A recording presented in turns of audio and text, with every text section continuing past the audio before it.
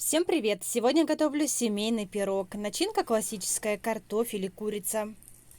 Пирог хорошо пропекается и долго не черствеет. После приготовления его можно 2-3 дня разогревать еще в микроволновой печи. Пирог остается таким же мягким. Сейчас поделюсь беспроигрышным вариантом теста. Слегка в теплое молоко я добавляю соль, сахар, дрожжи, немного растительного масла и просеиваю муку. Как я уже говорила заранее, это беспроигрышный вариант теста. Сколько бы я его ни делала, оно меня ни разу не подводило. Дрожжевое тесто на молоке получается очень нежным, и выпечка долго не черствеет. Точное количество ингредиентов я пропишу под видео. Здесь главное не забить мукой тесто. Затем его нужно хорошо вымешать. Ничего страшного, если тесто немного будет липнуть к рукам. Чашку слегка смажьте растительным маслом и положите туда тесто. Оставьте на 2-3 часа. Теперь приступаю к начинке. Куриное филе нарезаю на кусочки.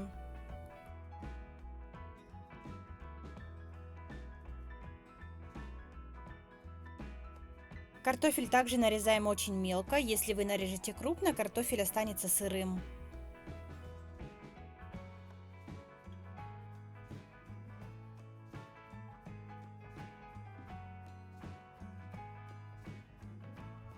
Далее я измельчаю одну мелкую луковицу.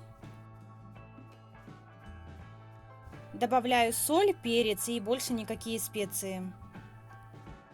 Хорошо перемешиваю начинку, и все готово.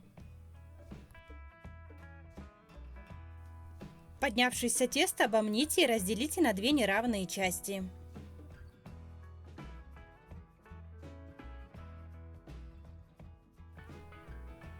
Большую часть теста раскатайте так, чтобы хватило на дно и стенки формы для выпечки.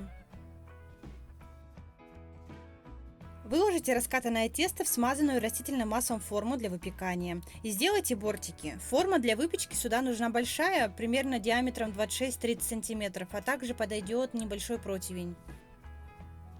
Выкладываем на тесто начинку и разравниваем. Вторую часть теста раскатываем по диаметру формы. Я еще сделала сеточку, но это не обязательно. Выкладываем тесто поверх начинки, подравниваем и защипываем края.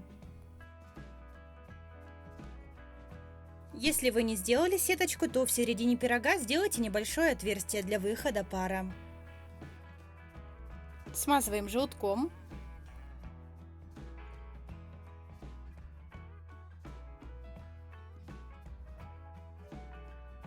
Посыпаю сверху кунжутом и выпекаю пирог в заранее разогретой духовке до 190 градусов примерно 45 минут.